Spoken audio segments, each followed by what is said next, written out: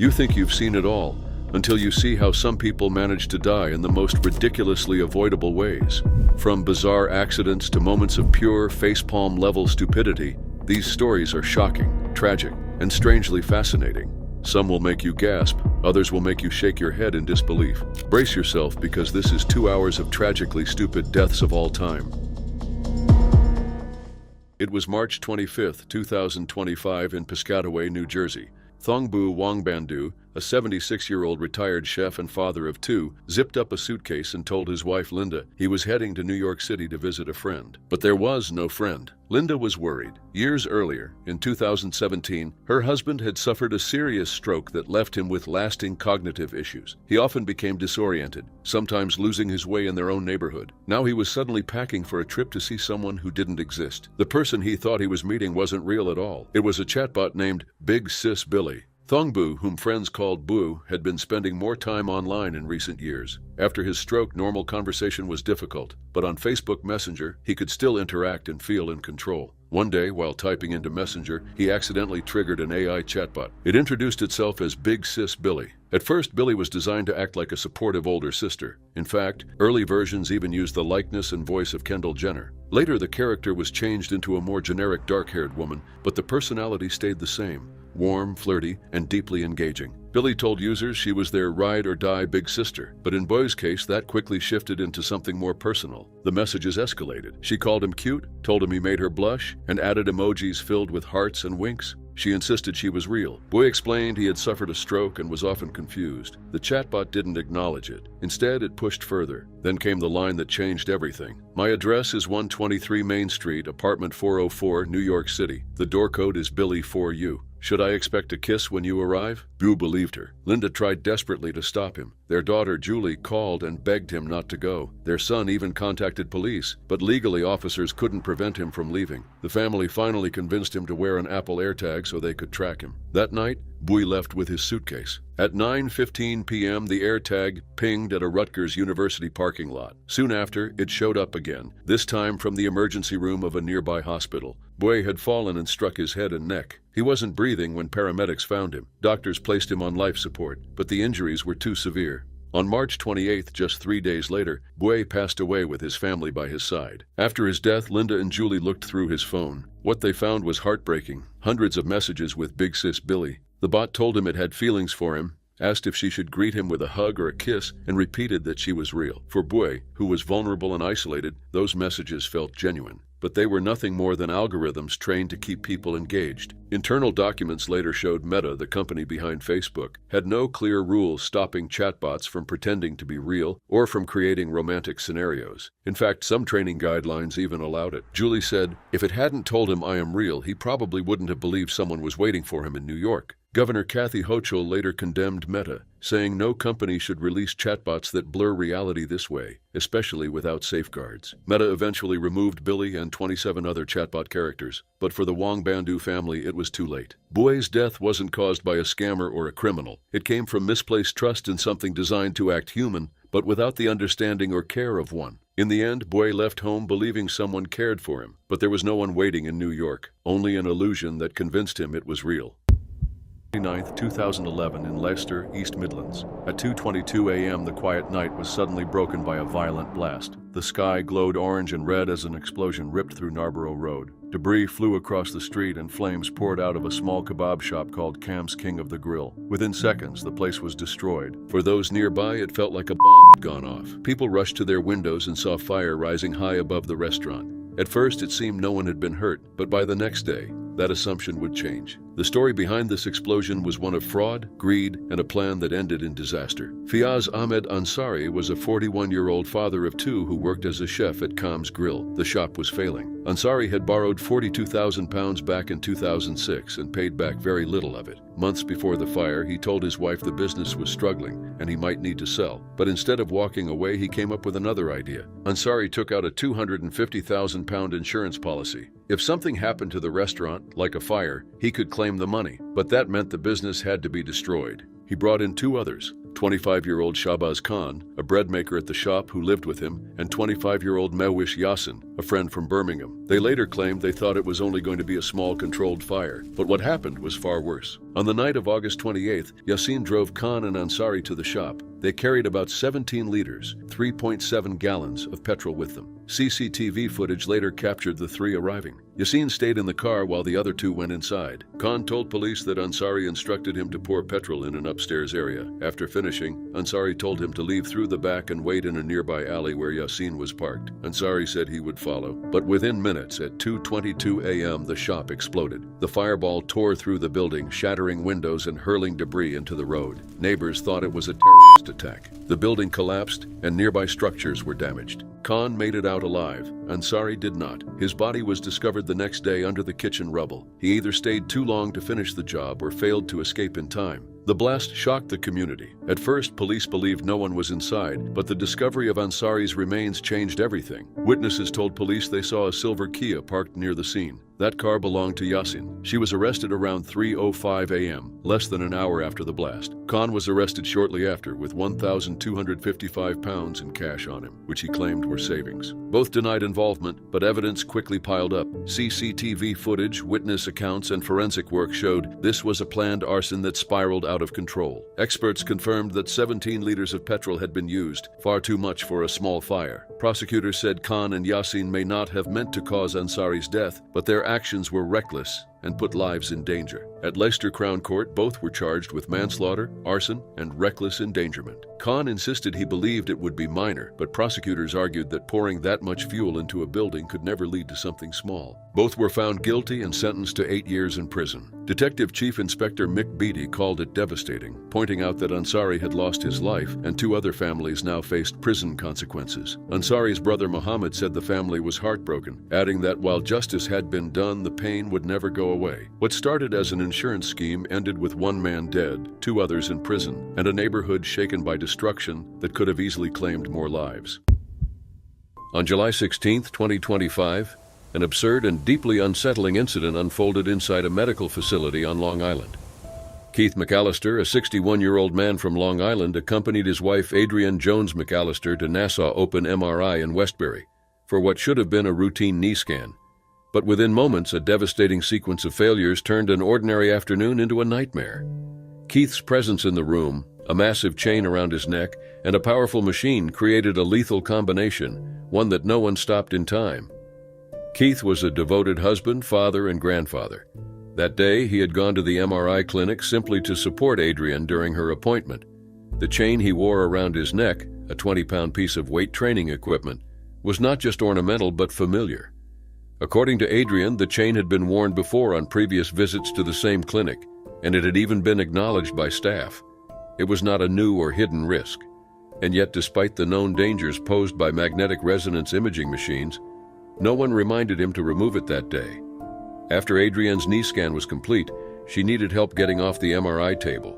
A technician, reportedly the same person familiar with Keith and his necklace, left the room and brought Keith inside. This moment would prove fatal. The MRI machine was still active, its powerful magnetic field fully engaged. As Keith stepped toward his wife, the magnet seized the chain around his neck with immense force, yanking his body across the room. The impact was immediate. Adrienne later described the horror of watching her husband go limp in her arms, pulled by a force no human could resist. The MRI machine, having an intense magnetic pull, is capable of turning even small metal objects into dangerous projectiles. Keith's chain became a deadly tether. Adrienne and the technician tried frantically to pull him free, but their efforts were in vain. For nearly an hour, Keith remained pinned to the machine, unresponsive. It wasn't until emergency services finally arrived that he was removed. By then, the damage was irreversible. Keith had suffered multiple heart attacks and was in critical condition. He died the following day. The incident quickly raised disturbing questions. How could such a preventable accident occur in a facility designed to prioritize patient safety? Why was the MRI still active when a non-patient was invited into the room? And most crucially, why wasn't the technician more vigilant, especially knowing Keith's history and his distinctive chain? Authorities have stated that Keith was not authorized to be in the MRI room. However, this claim directly contradicts Adrienne's account, as well as that of her daughter, Samantha Bodden, who created a GoFundMe campaign in the aftermath. According to them, Keith was invited in by the technician specifically to help Adrian off the table. Samantha emphasized that reports portraying Keith as an intruder were false and damaging, especially given the technician's previous familiarity with both Keith and his chain. The horror did not end with Keith's death. Adrian has been left emotionally shattered.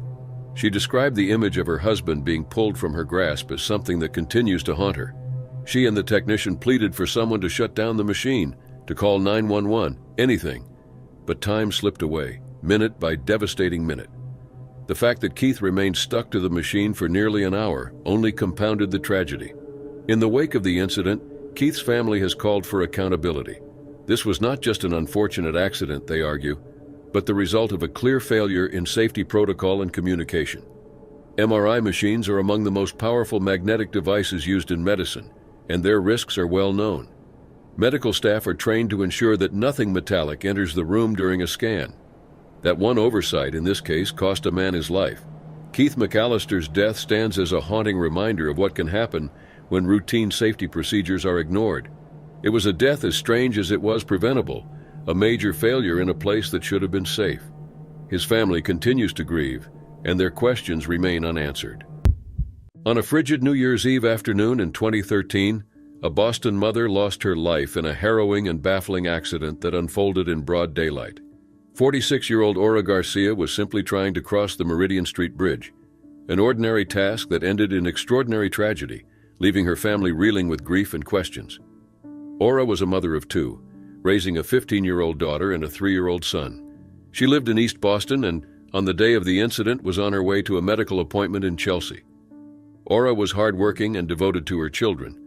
Nothing in her background suggested she was anything but cautious, thoughtful, and family-oriented. The circumstances of her death made its abruptness and horror all the more harder to understand. Around noon that day, Ora began crossing the Meridian Street drawbridge, which spans the Chelsea River between East Boston and Chelsea.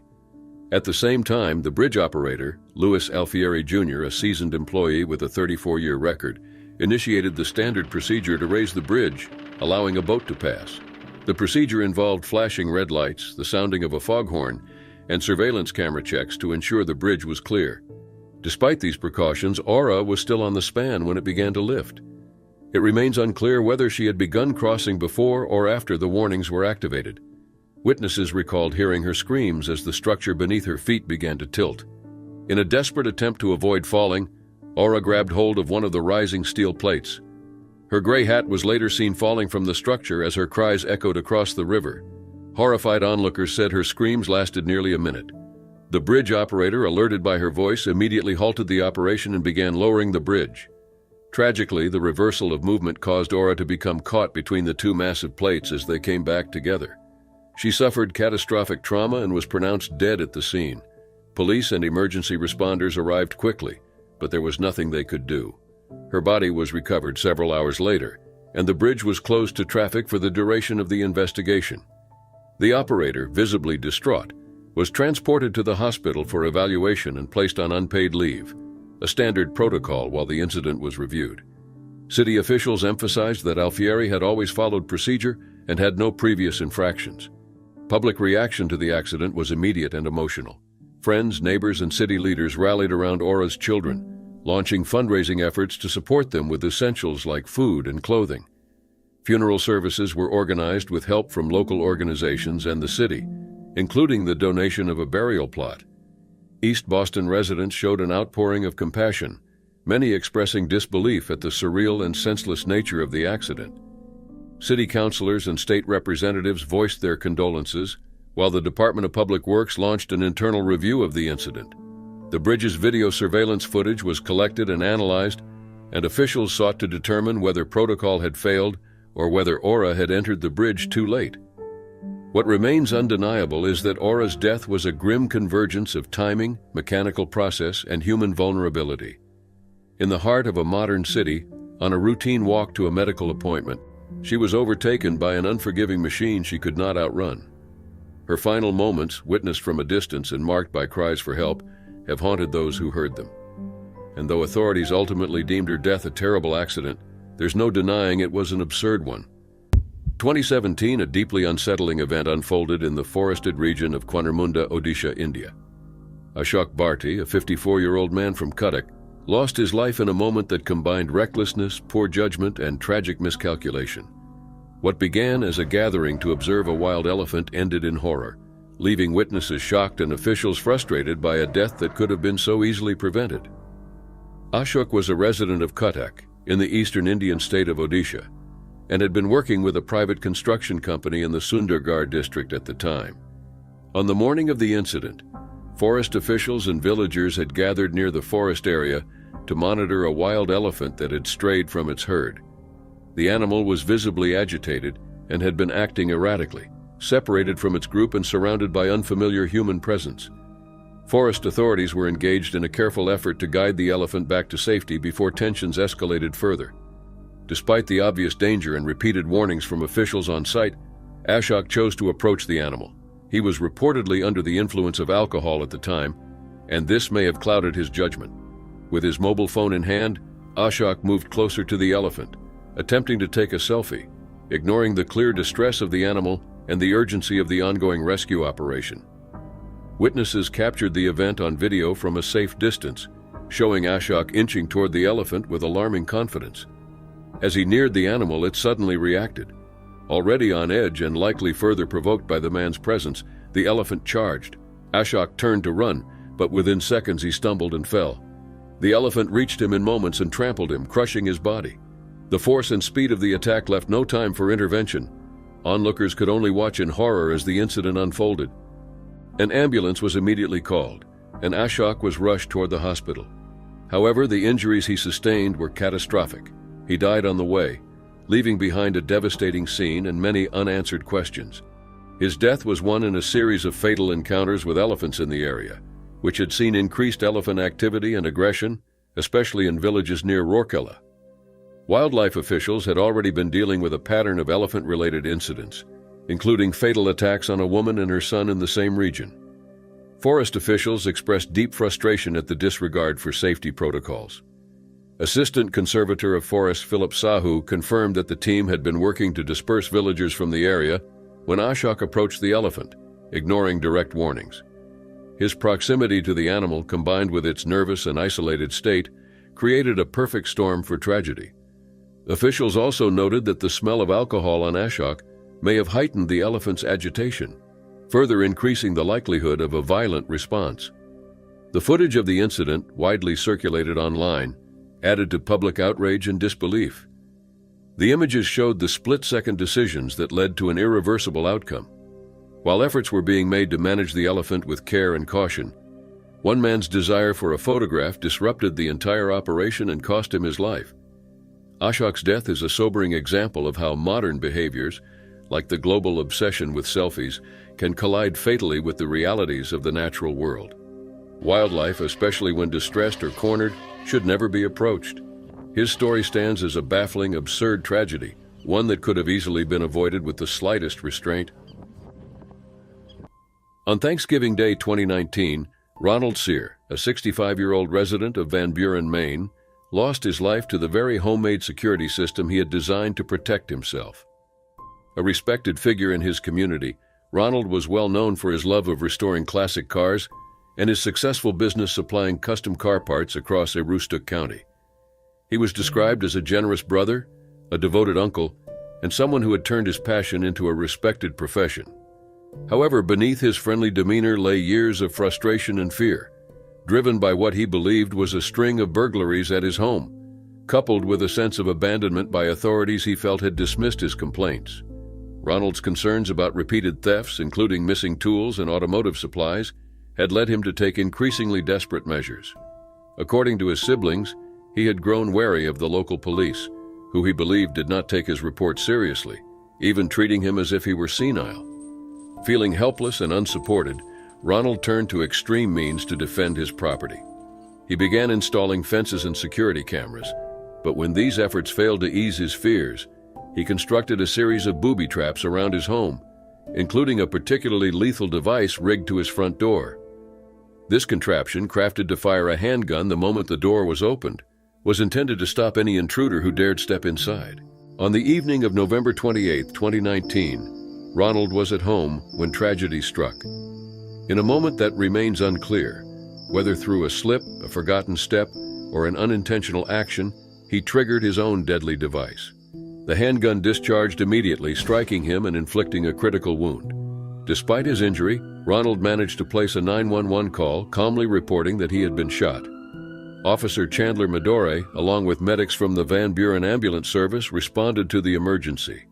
But despite their swift arrival and efforts to save him, Ronald succumbed to his injuries at the scene or shortly thereafter. When officers entered the home, they discovered not only the firearm-rigged door, but also several other unknown devices scattered throughout the residence. Concerned by the potential danger of these contraptions, police summoned the Maine State Police Bomb Squad, which worked through the early hours of November 29th to secure the area and investigate the scene. Authorities determined that Ronald's death was accidental, the result of the unintentional discharge of one of his own homemade devices. Investigators also confirmed the presence of additional traps, showing the extent of Ronald's fear and the extreme lengths he had gone to feel secure. Ronald's death stands as a grim testament to the hazards of taking home defense into one's own hands without the necessary expertise. Though his actions were driven by a genuine fear of burglary and a sense of being unheard, the measures he adopted were dangerously excessive and tragically misguided. Setting up devices in your home to protect it from intruders is illegal in the U.S. if those devices can inflict injuries. There are several reasons for this, all stemming from the fact that life is considered more valuable than property. Firstly, booby traps can inflict accidental harm. Secondly, they cannot distinguish between targets. Even if the trap is meant for a criminal, the person who sets it can't decide the punishment, despite their right to protect their home. This ironic and avoidable end, dying by the very device intended to shield him, serves as a stark warning about the perils of using lethal traps for self-defense. In seeking safety, Ronald unknowingly created the greatest threat to his own life, transforming his home into a place of deadly risk rather than refuge. In December 2018, at just 28 years old, Bethan Roper was a passionate charity worker from Penarth, South Wales, known for her commitment to the Welsh Refugee Council and activism as chairwoman of Young Socialist Cardiff. On December 1st, she spent the day Christmas shopping with friends in Bath, enjoying the festive spirit. But as the evening fell and she boarded the Great Western Railway train to return home, a series of preventable circumstances unfolded with devastating consequences. Her life, marked by dedication to helping others and fighting for social justice, ended abruptly in an accident both avoidable and deeply heartbreaking. Bethan had boarded the London Paddington to Exeter service, a train still using vintage Mk3 coaches with drop-light windows originally introduced in the 1970s. These windows, which opened to allow access to exterior door handles, presented a long-known risk to passengers. Above the window was a small yellow warning sticker cautioning against leaning out while the train was moving. Yet the inquest would later hear that this sign's wording and size were inadequate deterrents. Earlier fatal accidents involving similar drop-light windows had led to a risk assessment by Great Western Railway in 2016, with promises of improved warning signs by mid-2018. However, due to staff changes and a failed tracking system, these enhanced warnings were never installed, leaving the outdated and dangerous setup unchanged by the time Bethan boarded that evening. Just minutes after the train left Bath Spa Station and gathered speed to around 75 miles per hour through the Twerton area, Bethan leaned her head out of the drop-light window. Toxicology reports would later reveal she had a blood alcohol level of 142 milligrams per 100 milliliters, nearly twice the legal drink-drive limit, likely impairing her judgment. Investigators established that one of Bethan's friends had opened the window earlier, and at least one other friend had also leaned out. When Bethan did so, her head struck an overgrown ash tree branch growing perilously close to the railway line, a branch that had been neglected for years. The impact caused catastrophic head injuries, and despite immediate efforts from fellow passengers, Bethan died at the scene, with ambulance staff declaring her deceased upon arrival at Bristol Temple Mead Station. The ash tree's branch that killed Bethan had been resting on a chain-link fence since at least February 2017, following inspections in 2009 and 2012 that failed to catch its hazardous encroachment. Expert testimony revealed the tree had been weakened by disease, and had Network Rail conducted more thorough specialist inspections, the danger might have been identified and eliminated before it became fatal. Meanwhile, the warning sticker on the train with its yellow caution wording was criticized for being too small and too vague to convey the real danger. The Rail Accident Investigation Branch noted that the word caution implied that leaning out might be done safely if done carefully, a fatal misunderstanding compounded by Bethan's intoxication. After a detailed inquest, the jury concluded that Bethan boarded the train under the influence of alcohol and leaned out of the window despite the warning, leading directly to her death from the head injury caused by the tree branch. Senior coroner Maria Voisin decided not to issue a preventing future deaths report, citing the phasing out of Mk3 coaches in favor of modern trains with sealed windows and electronic doors, a measure that might prevent similar incidents. Nonetheless, the inquest highlighted a systemic failure to prioritize safety, the overdue replacement of hazardous carriages and long-ignored dangers along the railway line. Bethan's father, Adrian Roper, expressed hope that lessons would finally be learned, emphasizing how Bethan's death resulted from both personal recklessness and a failure by those responsible for train safety and track maintenance. He pointed out that her tragic death was a foreseeable outcome of these combined factors. In the aftermath, both Network Rail and Great Western Railway offered condolences and vowed to continue improving safety standards. Yet Bethan's needless death remains a reminder of how a split-second mistake, when combined with outdated infrastructure and neglected maintenance, can cost a vibrant life in the most devastating way possible. It was October 20th, 2018 in Westwold, British Columbia. John James McMurray, a 34-year-old rapper from Calgary, Alberta, had spent months preparing for a risky music video. Known for combining extreme sports with his music, John planned to walk along the wing of a small airplane mid-flight while performing one of his songs. He wasn't new to danger. Before music, John was a professional freestyle skier, but after a serious accident where he shattered his heel and broke his back, he had to stop skiing. He then turned to music and brought that same drive and love for adrenaline into his new career. His stunts often helped him stand out in the crowded music scene. By 2018, John had already posted stunts online, like skydiving while rapping. In one recent video, he smiled at the camera mid-air wearing a parachute. Fans loved it, but some close to him were starting to worry. They felt he was taking things too far. The plan for this stunt seemed simple: walk onto the wing of a small Cessna while it flies, rap a verse, then release himself and parachute to the ground. Everything was practiced, and John believed he had every part covered. That day, conditions were good. John put on his parachute, climbed into the plane, and waited as it took off. Once they reached the right altitude, John moved out onto the wing.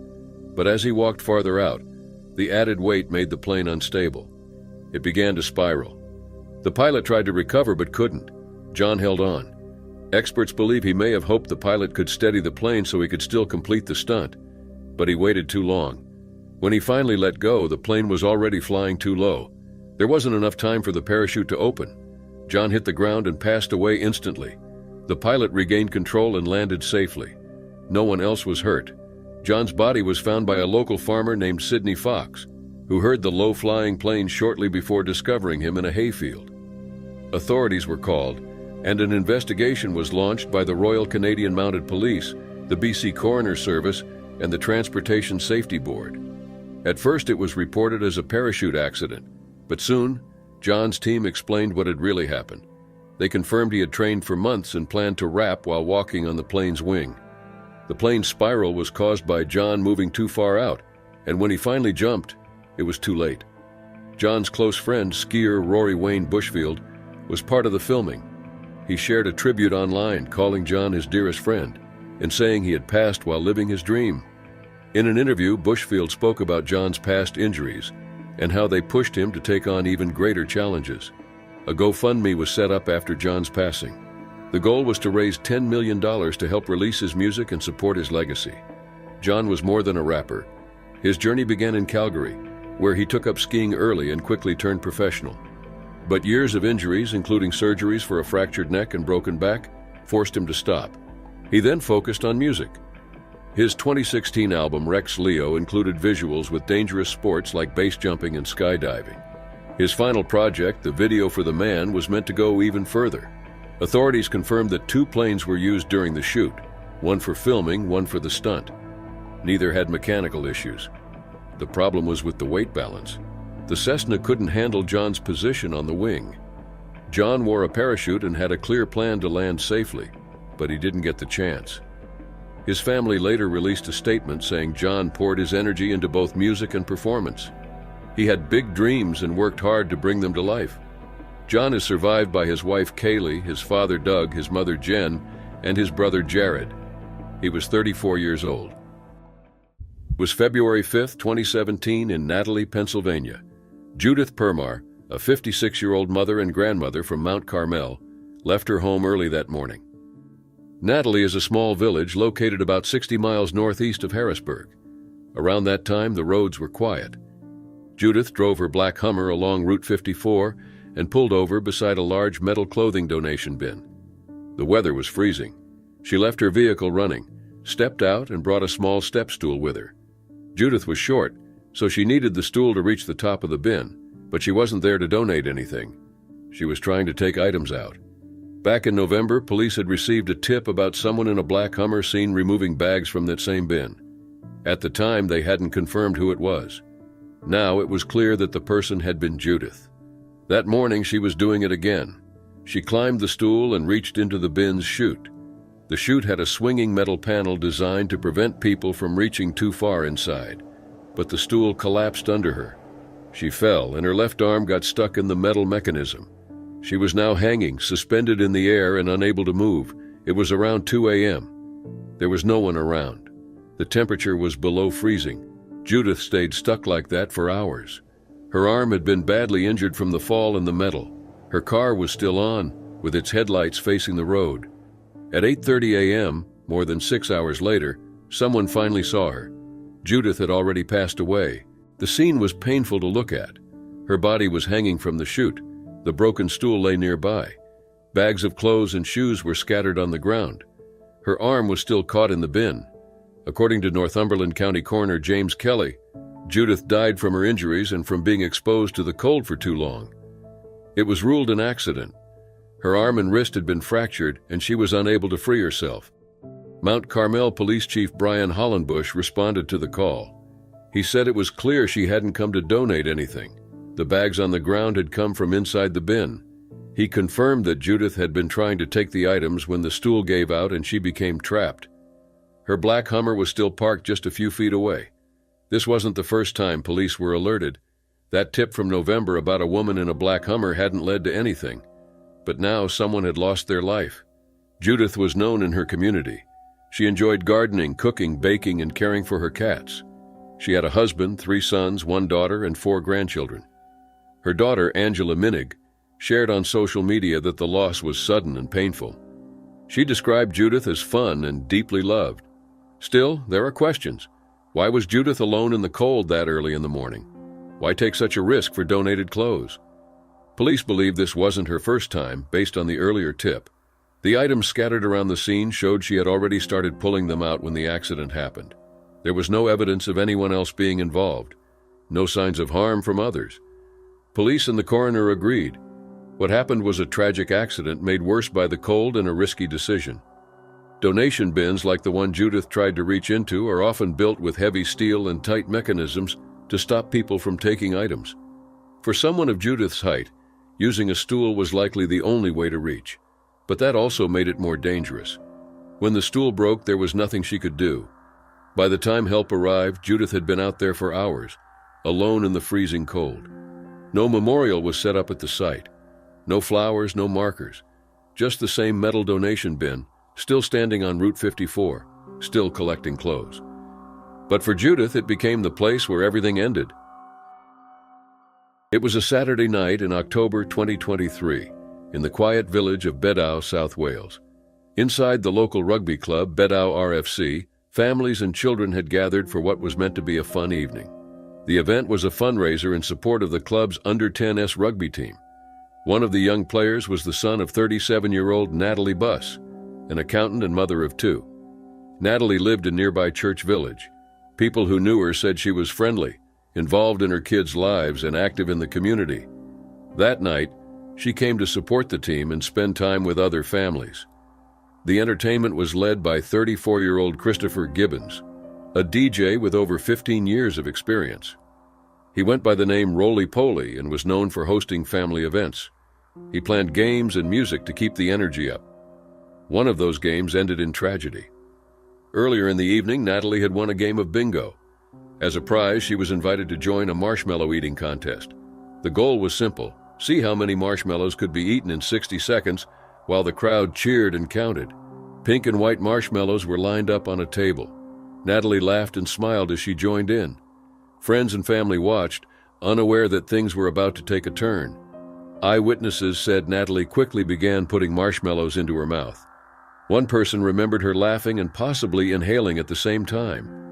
That moment may have caused marshmallows to enter her airway. Moments after the game ended, Natalie walked off stage and collapsed in a hallway.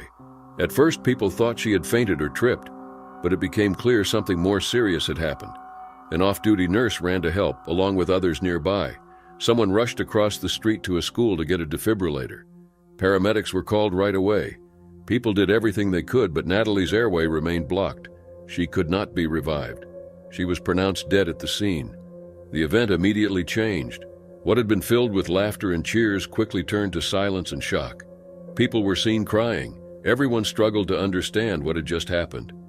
News spread fast. Bedau RFC shared a statement saying they were heartbroken. They called Natalie a loving wife, mother, and daughter and sent support to her family and friends. The incident raised serious concerns about safety at public events, especially those involving food-related games. DJ Christopher Gibbons was deeply affected and has since stopped including marshmallow games at his events, a tradition he had followed for years.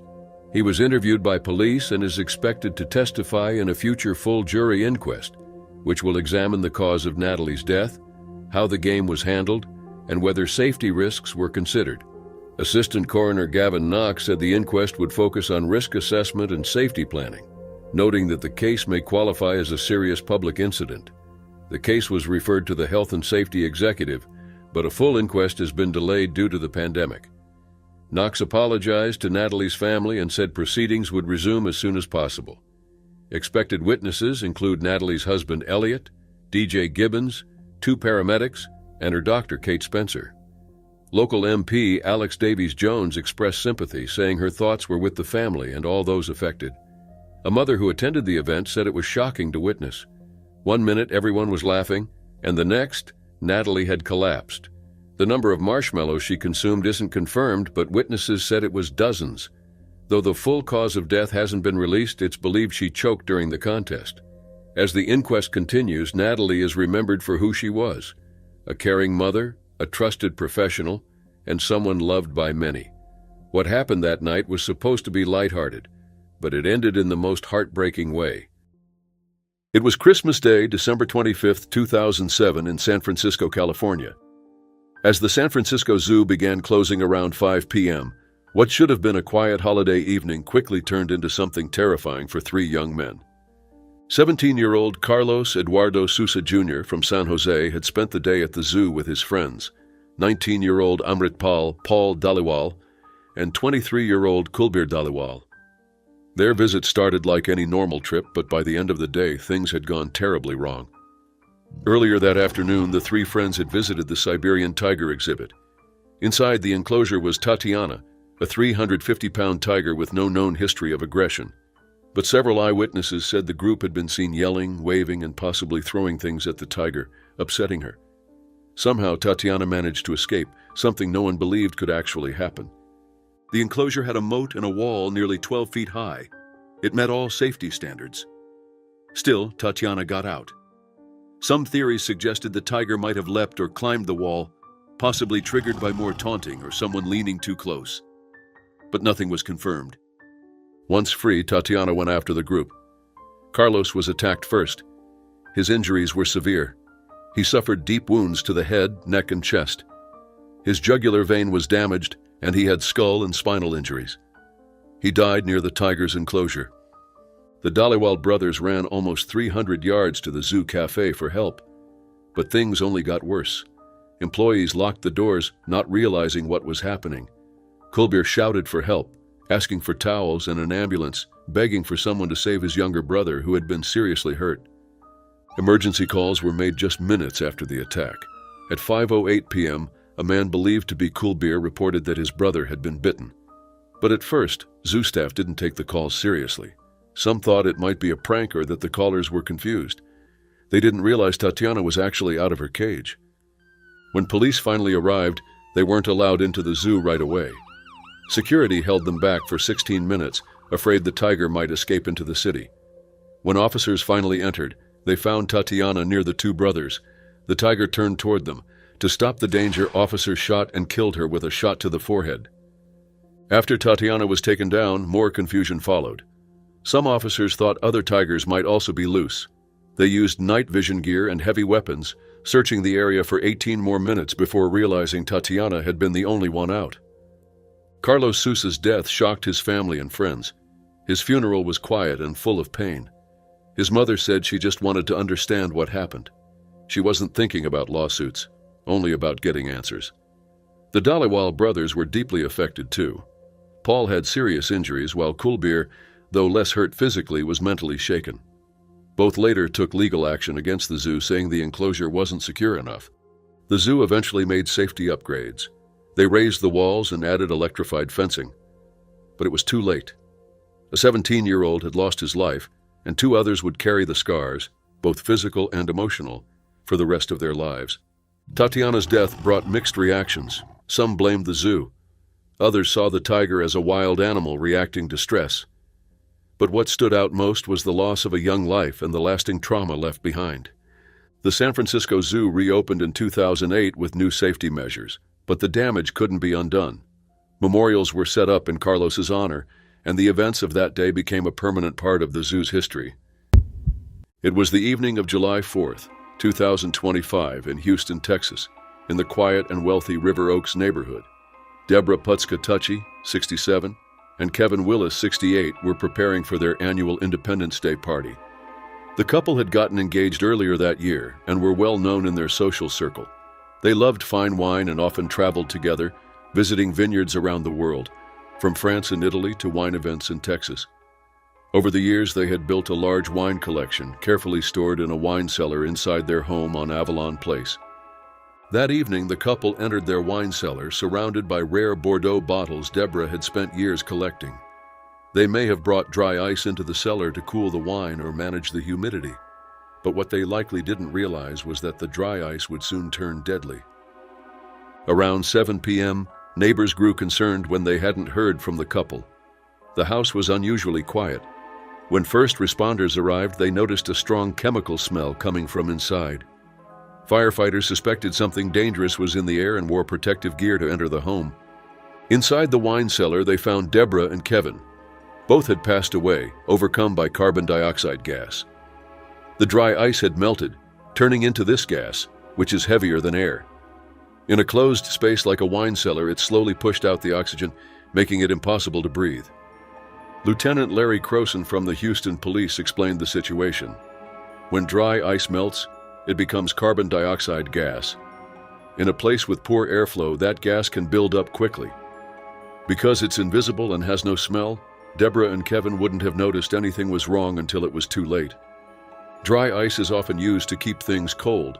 It stays solid much longer than regular ice, but as it melts, it becomes a gas. In an enclosed area like a cellar, that gas can replace the oxygen in the air. The Centers for Disease Control and Prevention has warned about this risk, but it's not widely known. That one detail would end the lives of two people who had no reason to believe they were in danger.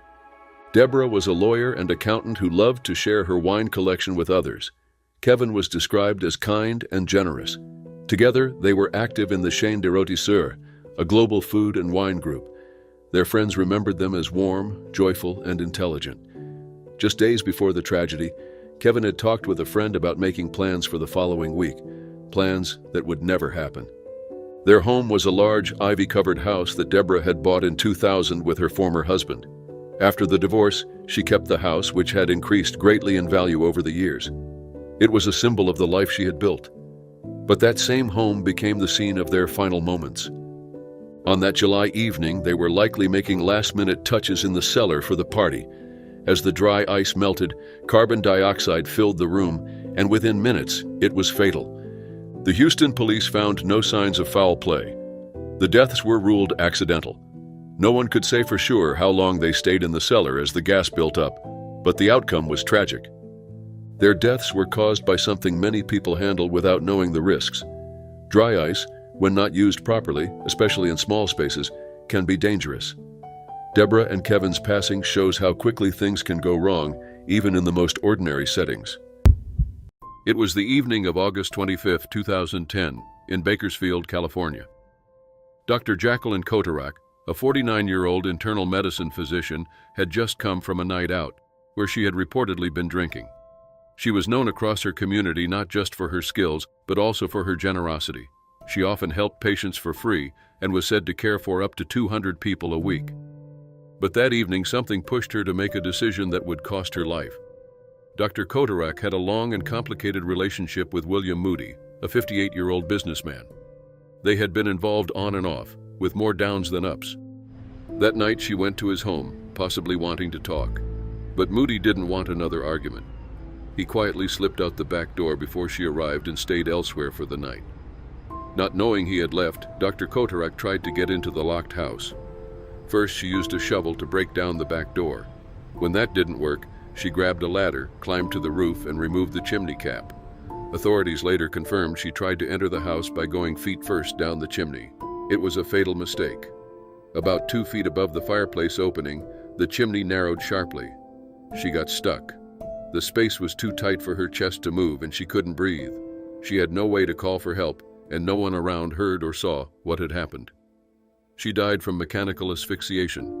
Essentially, she was trapped so tightly that her lungs couldn't expand. Moody didn't return home. By Thursday morning, when Dr. Kotarak didn't show up to work, her assistant and Moody became worried. Her car was still outside his house. Inside, her purse, phone, money, and credit cards were untouched, but there was no sign of her. Later that day, she was officially reported missing. On Friday night, neighbors noticed something unusual. A woman named Terry Terrazas said she started smelling something strange in the air.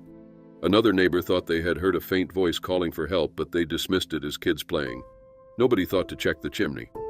By Saturday, the smell had gotten worse. Moody had already left for Europe, and someone was assigned to look after his house and feed his fish. When the house sitter and her son arrived, the odor led them to the fireplace. They shined a flashlight up the flue and saw something shocking. Dr. Kotarak's body was jammed inside the chimney about 2 feet above the fireplace. She had been there for 3 days. Her body had already started to break down and fluid had begun leaking through the hearth. Firefighters were called. It took 5 hours to carefully dismantle the chimney from the outside. The space was tight, and the condition of her body made recovery slow and difficult. The autopsy confirmed the cause of death as mechanical asphyxia.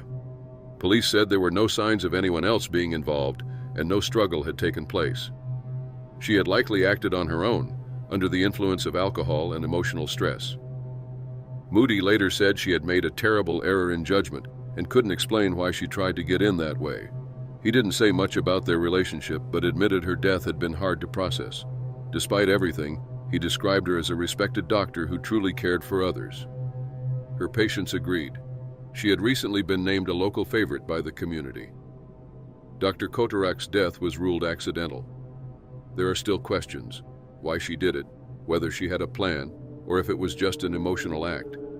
But one thing was clear: it was one of the most unusual and tragic deaths Bakersfield had ever seen. She was 49 years old, and her life ended inside a chimney. It was August 23, 2017, in Thornaby, a small town in northeast England. Jordan Easton had just turned 22 5 days earlier. He was known as a lively, funny, and cheerful young man who worked as a joiner. On that day, he was out with friends. There were no problems, no arguments, just a regular evening among people who knew him well. According to police, Jordan had faced struggles in the past, but had been doing better recently. Friends said he was someone who could brighten any room. Later that day, the group returned to a friend's house. It was a quiet night. Among them were a mother and a young girl. Nothing felt out of the ordinary. Then, something unexpected happened. Jordan told the group he was wearing a stab-proof jacket, something he claimed could stop a knife. At first, no one took it seriously, but suddenly, in what investigators would later describe as a reckless act, Jordan picked up a kitchen knife and drove it into his own chest. He believed the blade wouldn't go through, but it did. Everyone around him immediately realized how serious it was. Emergency services were called right away, and Jordan was rushed to the University Hospital of North Tees. Despite efforts to save him, Jordan died from a single chest wound. Cleveland police launched an investigation, led by Detective Superintendent Ted Butcher. They needed to confirm what had actually happened. All witness accounts matched. Toxicology tests showed nothing unusual in Jordan's system, and the post-mortem confirmed that his injury was consistent with the story his friends told. There was no sign Jordan had done this out of hopelessness, and nothing pointed to anyone else being involved. Authorities concluded it was a spontaneous act based on misplaced confidence.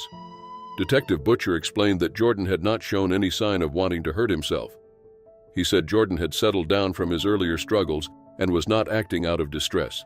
The case was closed with no criminal findings. At the inquest, Assistant Coroner Karen Welsh reviewed the evidence. She confirmed that Jordan had acted on the belief that his jacket could protect him. She described it as the foolishness of youth. Her official ruling?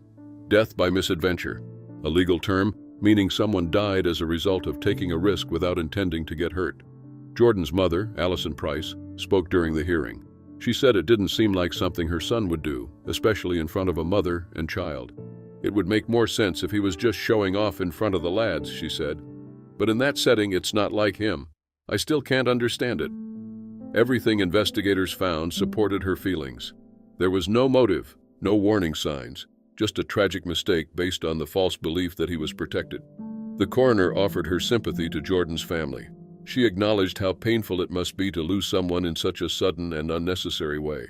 After the news broke, many friends shared tributes online. One wrote, "R.I.P. to one of the craziest lads I've met. You were one of a kind." Another said, "Totally heartbroken. Deep down, you had a heart of gold." A childhood friend added, "Everyone on the estate loved him." People remembered Jordan as someone who made them laugh, who was full of energy, and who always brought good vibes. That's what makes the story even harder to accept. He wasn't angry. He wasn't in trouble. He just made a terrible decision in a moment of false confidence. One unanswered question remains. What kind of jacket was he wearing? Authorities never confirmed the type. Stab-resistant clothing does exist, usually made with materials like Kevlar and sold to professionals. Some companies even advertise protective hoodies or jackets. But there's no proof Jordan's jacket had any of that. He may have misunderstood or believed something that wasn't true. In the end, it didn't matter. Whatever he wore, it couldn't stop what happened. Jordan Easton was 22. He had his whole life ahead of him. Surrounded by friends and with no warning signs, one moment ended it all, and he never got another chance. It was June 1st, 2025, on an early Sunday morning in East Hartford, Connecticut. A group of teenagers had just finished eating at the AAA diner on Main Street. Their bill totaled $115, but instead of paying, they got into an Uber and left. A police officer soon pulled the car over near Main and Orchard Streets. Inside the vehicle was 17-year-old Jackie Perry. Jackie was a junior at Weaver High School in Hartford. He was quiet, respectful, and loved basketball and football. He had recently been working on improving his life. His grades were getting better, and he was excited about an upcoming basketball tournament in Florida with his coach. But he wouldn't get the chance to go. When the police stopped the Uber, they told the teens they wouldn't press charges if they paid the bill. Bodycam footage later showed Jackie calmly explaining that he had already paid $50. He was cooperative, at first. Things changed when officers noticed he kept reaching into his pockets. One of them told Jackie to keep his hands behind his back for safety. They asked to do a quick pat-down. Jackie got nervous. He tried calling his mother and even handed his phone to one of the officers. It's unclear if she ever answered. Before the pat-down could happen, Jackie ran. Bodycam footage shows him sprinting down Orchard Street, turning onto Main Street, and running past a medical supply store. Then a single gunshot was heard. "Shots fired! Shots fired!" the officer yelled. Moments later, Jackie was found lying on the sidewalk, screaming. He had been hit in the leg. The gun he was carrying had gone off while he ran, hitting an artery and a vein in his right thigh. He was losing blood quickly. Paramedics rushed him to St. Francis Hospital, but he passed away during emergency surgery. The office of the chief medical examiner ruled his death an accident. Jackie had been carrying a gun that was reported stolen from South Windsor. It's still unknown how he got it. Jackie's death shocked the community. Friends, teachers, and family said he wasn't someone who looked for trouble. He had made mistakes, but he was working to turn things around. He started playing football at age 9, coached by his grandfather, Trevor Big T Tiggett. He also played high school basketball. Even after struggling with foot injuries, he stayed committed. During his freshman year, he lived with a relative and went to Windsor High, then transferred back to Weaver.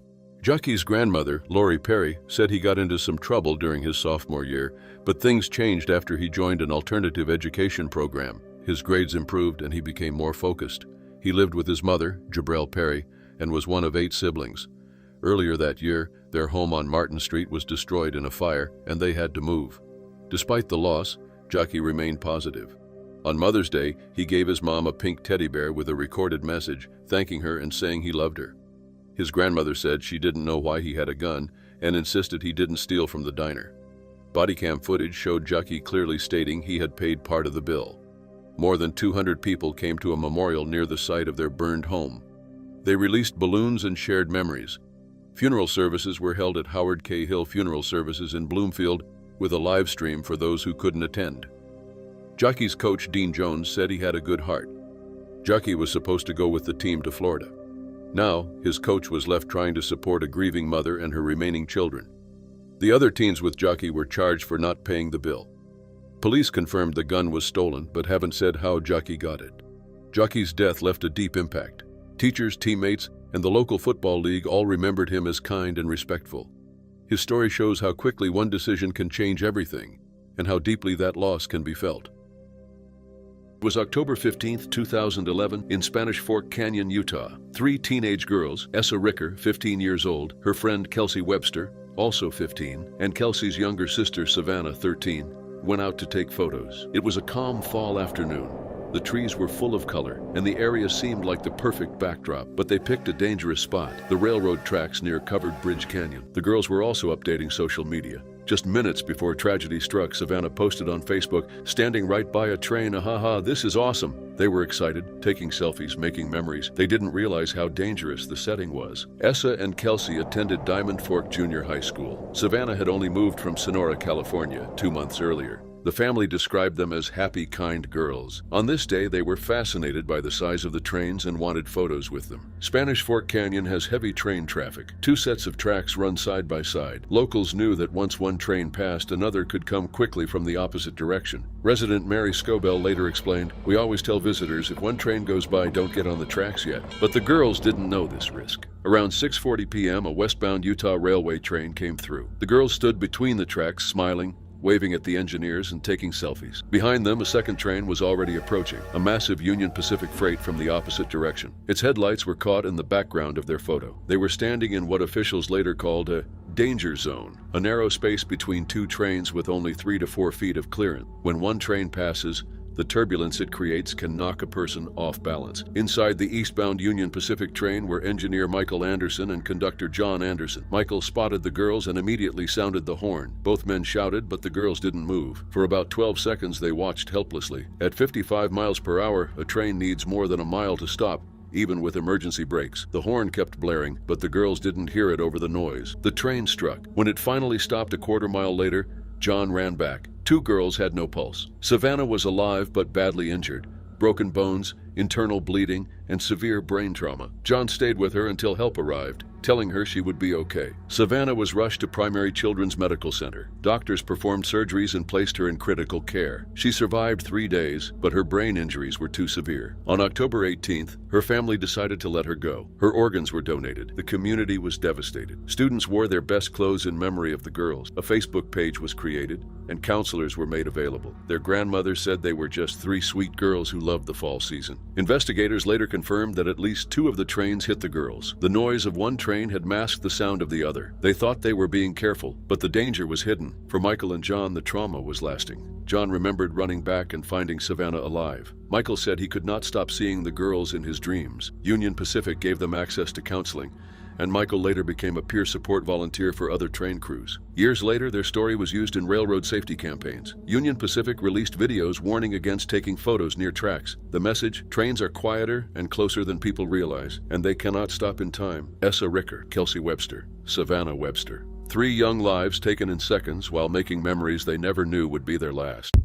The early morning of August 13, 1999, in the West Bluff neighborhood of Newport Beach, California. The skies were clear, and millions of people across the country were outside watching one of the most anticipated events of the year, the Perseid meteor shower. Among them were 20-year-old Scott Millett and his 17-year-old sister Kimberly. Kimberly loved astronomy, and she had set up a telescope in the driveway to get a better view of the meteors. While Kimberly focused on the telescope, Scott noticed a problem. A street light across from their house was shining too brightly, making it hard to see the stars. Wanting to help his sister, Scott decided to shut the light off. He didn't mention his plan to anyone. He thought he could handle it alone. Scott had some experience with electricity. He had worked with standard household wiring before, 110-volt lines, and even been shocked without injury. Because of that, he felt confident. But what he didn't realize was that this streetlight carried far more power, close to 4,000 volts, nearly 40 times what he was used to. Around 1 a.m., Scott grabbed 2 tools, a pair of pliers, and a wire cutter, and crossed the street. At the base of the streetlight was a metal inspection plate. Using his tools, he opened it and exposed the thick cable inside. The wire was about the size of a garden hose and connected not just to that single lamp, but to roughly 80 lights in the area. Scott began cutting through the insulation around the cable, unaware of how dangerous it was. The moment his tool made contact with the live wire, a surge of electricity tore through his body. Kimberly, still standing in the driveway with her telescope, saw a sudden flash of light. When she looked over, her brother was lying on the ground near the streetlight. She rushed over, but he wasn't breathing. Paramedics were called right away. When they arrived, they found Scott in full cardiac arrest. His hands were burned in the exact shape of the tool he had used. The electricity had entered through the tool, passed through his body, and exited with enough force to cause fatal injuries. Scott was rushed to Hoag Memorial Hospital Presbyterian, but doctors couldn't revive him. The shock had caused too much damage. Not long after, Scott Millett was pronounced dead. For the Millett family, the news was devastating. His father, Robert, later explained that Scott had always been curious and loved solving problems. He believed his son thought he was just fixing something small for his sister, unaware of the voltage. Robert said, "He was just trying to solve a problem. He didn't realize the power. He thought he was going to disconnect the wire. He just blew it." Scott had graduated from Newport Harbor High School in 1996 and was still figuring out what he wanted to do with his life. He worked odd jobs, enjoyed computers, and had a natural talent for electronics. He was also athletic, loved mountain biking, and spent much of his time boating with his family. Kimberly had long been interested in space, and that night she simply wanted to see the meteor shower. Scott just wanted to make her experience better. Instead, she became the only witness to her brother's final moments. Police later confirmed the details of what happened. Scott had cut into the live wire, completing the circuit, which caused the electricity to arc directly through him. Officers explained that even if the voltage had been lower, the current was still strong enough to be fatal. After the tragedy, the family kept funeral plans private, though Robert mentioned the idea of a burial at sea to reflect their connection to boating and the ocean. Friends considered building a website in Scott's memory, describing him as someone who always tried to help others. What happened that night was the result of a simple decision with fatal consequences. Scott thought he was dealing with a single streetlight, but it was a high-voltage system powering much of the neighborhood. In just a few seconds, his effort to help his sister ended in tragedy. He was only 20 years old.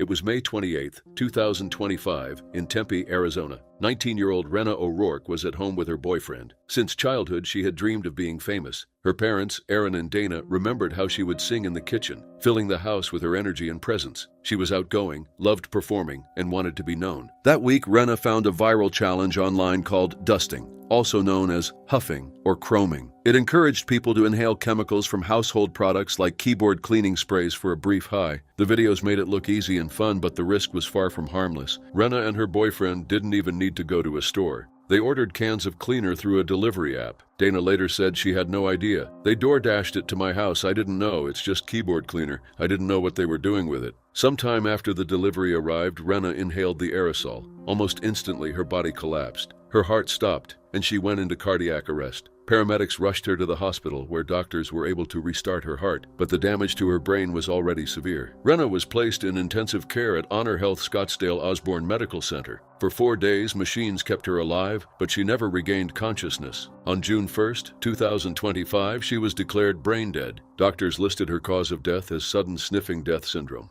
Dr. Randy Wiseman, who oversaw her care, explained how this happens. The chemicals in these sprays displace oxygen in the lungs and bloodstream. He said, "When they inhale these chemicals, it will actually replace the oxygen within their lungs and within the rest of their body. The body feels a quick rush, but inside, the brain, lungs, and heart are starved of oxygen and begin to shut down. Dr. Wiseman also noted that even a few seconds of inhaling could cause heart failure, lung disease, or permanent damage to organs. Rena's parents had never heard of dusting before this. They were stunned to learn it was becoming common among teenagers and that the products were so easy to get. No ID checks. Cheap, legal, odorless. Dana explained, "It's everything kids look for.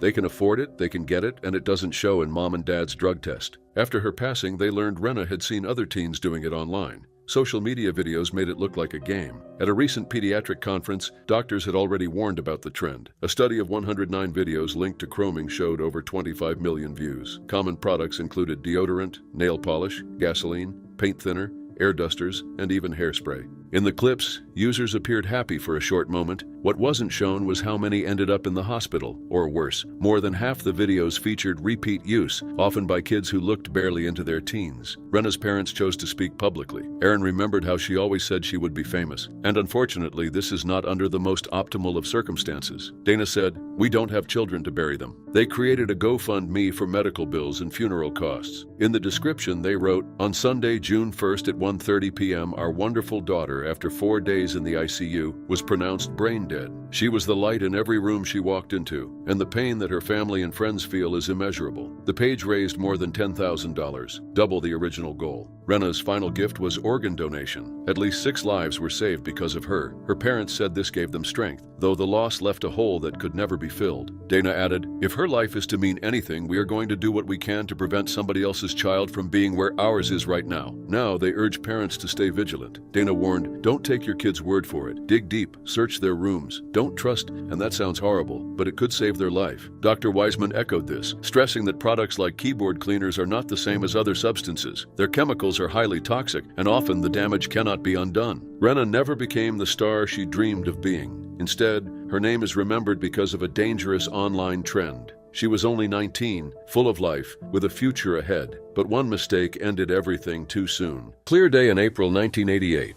A routine skydiving session in North Carolina ended in one of the most baffling tragedies in the history of the sport.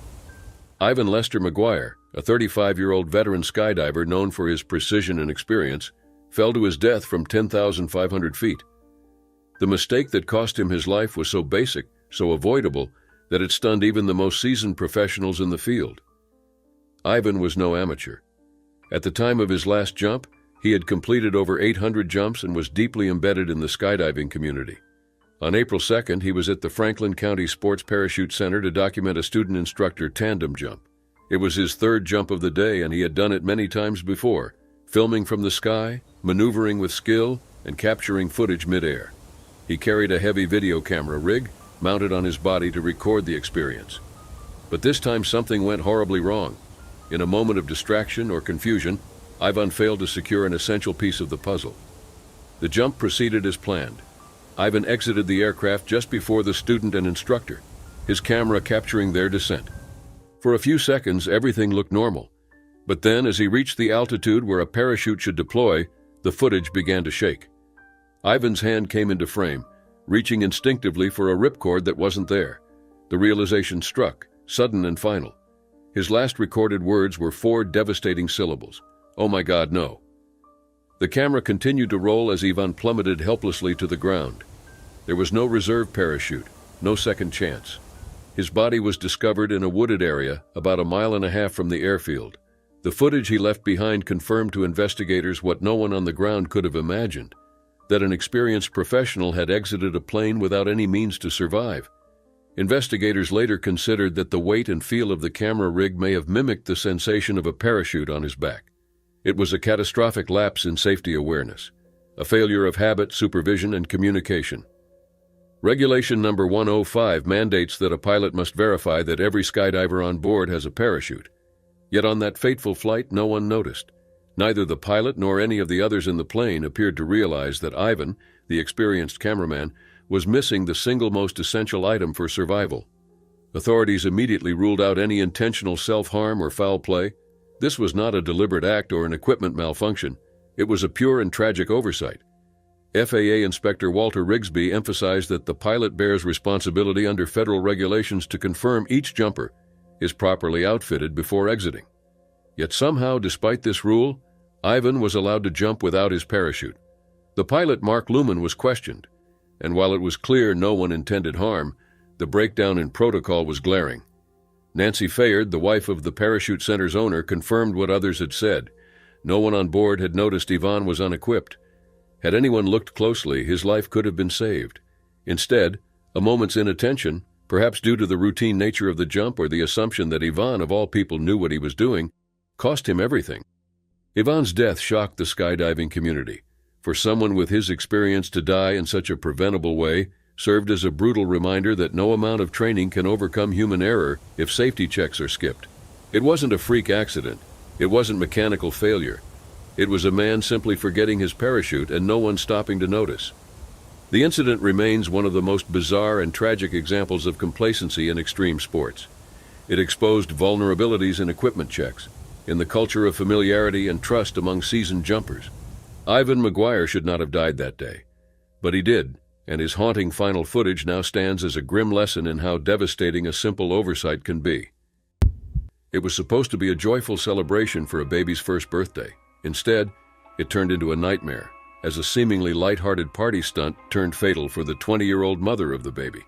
On a September day in 2022, surrounded by family and friends in the small New Zealand town of Tupuk, Faith Waterman Batistic lost her life in a shocking and entirely avoidable accident that has left her family devastated and calling for change.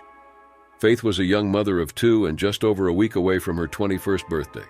Described by her twin sister Eden as bright and bubbly and full of life, Faith was known for her outgoing personality, infectious energy, and ability to light up any room she entered. The party that day was meant to mark a milestone, her youngest child's first birthday, but instead it would become the setting of a tragic and absurd accident that claimed Faith's life in seconds.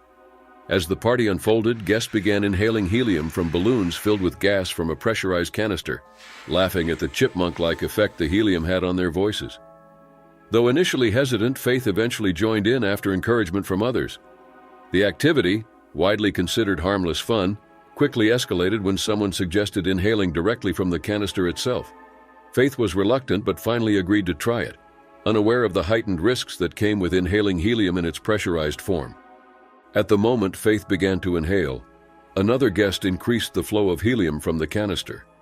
In a split second, the high-pressure stream shot into the back of her neck. What followed was immediate and terrifying. Faith turned blue and collapsed, her final words a baffled interjection, revealing the instant awareness of something going terribly wrong. Family members, including her mother and cousin, immediately began CPR and continued their efforts for 45 minutes until paramedics arrived. Despite their desperate attempts and 20 additional minutes of resuscitation by emergency crews, Faith could not be revived. Her cause of death was determined to be rapid asphyxiation due to hypoxia. The helium had displaced the oxygen in her lungs, cutting off the body's ability to absorb vital oxygen. Coroner Luella Dunn later confirmed that Faith was unaware of the inherent dangers involved in inhaling helium, particularly from a pressurized canister, which increases the volume of gas entering the body dramatically and dangerously. The investigation revealed that the canister in question, manufactured by Australian company Alpen, did bear a warning label, but in the coroner's opinion it was printed in small type, low on the container, and listed after several other cautions. Though the label explicitly stated not to inhale helium due to the risk of serious injury or death, it lacked the prominence necessary to properly warn users. In response, Coroner Dunn issued a recommendation that warnings on helium canisters be made significantly more visible, advocating for bold front-facing messages that clearly convey the fatal risks. Faith's death shocked her family, who now view helium balloons as traumatic triggers. Eden described the loss of her twin as a uniquely harrowing experience, saying it felt as if she had lost a part of herself. Their 21st birthday was just days away when Faith died, turning what should have been a celebration into a memorial. Years later, her family continues to speak out against the casual use of helium for party entertainment, urging the public to reconsider participating in such stunts and calling for tighter regulations on sales and labeling. They refuse to purchase helium or attend events where it is used. What happened to Faith was a simple, well-meaning moment of group fun that spiraled into a catastrophe because of a basic misunderstanding of danger. Her death stands as a heartbreaking reminder that even the most innocent-seeming activities can have deadly consequences when the risks are not properly understood or communicated. Faith should have lived to raise her children, laugh with her sister, and see many more birthdays. Instead, a tragically absurd accident cut her life short, one that could and should have been prevented. It was one of the most ironically tragic and unintentionally life-saving events in the history of terrorism. An unnamed female bomb-carrying militant, believed to be part of a militant Islamist group, met her end on New Year's Eve 2010 in Moscow, Russia. Known only as a Black Widow, she had carefully prepared for an attack that, if successful, would have unleashed horror on one of the world's most famous landmarks, Red Square. This historic site, spanning almost 73,000 square meters in the heart of Moscow and bordered by iconic structures like St. Basil's Cathedral and the Kremlin, was filled with thousands of revelers preparing to ring in the new year. The woman's plan was to walk into the crowded square wearing an explosive belt and detonate it remotely via a text message sent by her handler, 24-year-old Zainat Suyunova, at the precise moment when the highest number of casualties could be inflicted. As standard practice among insurgents and terrorists, the explosive belt was wired to a mobile phone detonator, allowing the handler to trigger the device by sending a text. On the afternoon of December 31st, the woman and her two accomplices were at a safe house in Moscow, going through final preparations. They had already turned on the mobile phone that would serve as the detonation trigger, a critical mistake, as terrorist cells are usually meticulous in keeping such devices switched off until moments before an attack to prevent accidental detonation. In an astounding display of carelessness, the phone remained active as they organized the last details of the mission. Fate intervened in an almost absurd twist of events. As the woman stood in her hideout with the bomb strapped to her body, an automated Happy New Year promotional SMS was sent by her mobile provider. The spam text, meant to spread festive cheer, instantly activated the phone-based detonator. The belt exploded with devastating force, killing the would-be bomber on the spot and reducing the safe house interior to a scene of chaos. Her two accomplices survived the blast and fled the scene before authorities arrived, leaving behind a grim scene. Security sources later confirmed that the unnamed woman was suspected of being linked to the same radical Islamist cell responsible for the deadly bombing at Moscow's Domodedovo airport just days earlier, an attack that claimed 35 lives. The woman's untimely death not only exposed the group's staggering negligence, but also revealed how a simple oversight and a random spam message could derail a meticulously planned act of mass violence. Russian authorities emphasized how the terrorists' failure to adhere to their own basic operational security protocols, such as inserting the SIM card only at the last moment or keeping the phone switched off, ultimately foiled their own plot. This incident, however, spared hundreds of innocent people who would have been gathered in Red Square for the New Year's Eve countdown.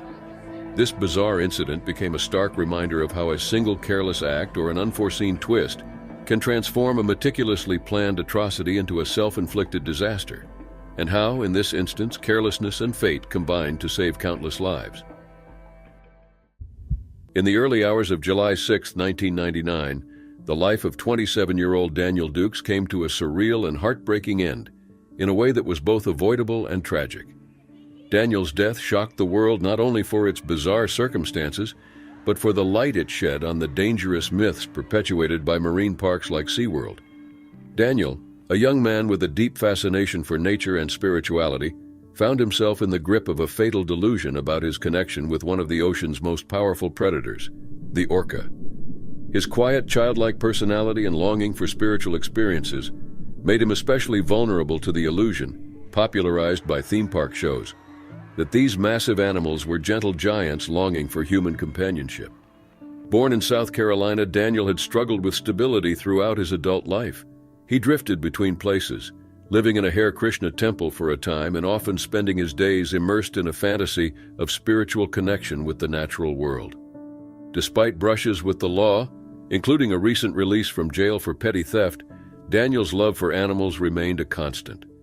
His gentle demeanor and idealistic nature led him to believe in a world where humans and wild creatures could share deep, peaceful bonds.